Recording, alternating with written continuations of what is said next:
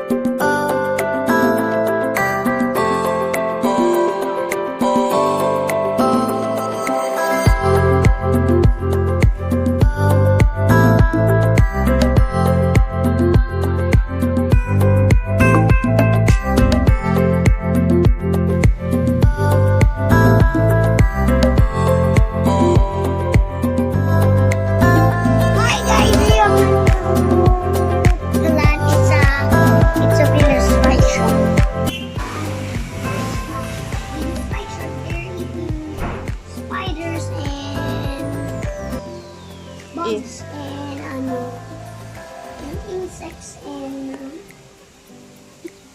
they're eating spiders and eating lizards.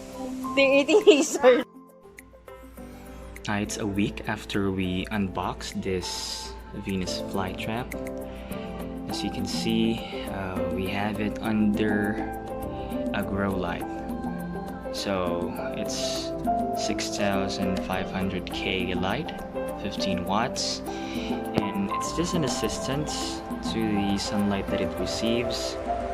There, it's on a south-facing window, so it usually receives at about 6 a.m. to 11 a.m. sunlight, and after that, if the sun doesn't heat it directly, or the sunlight doesn't directly brighten up this Venus flytrap for photosynthesis, that's the time we turn this on.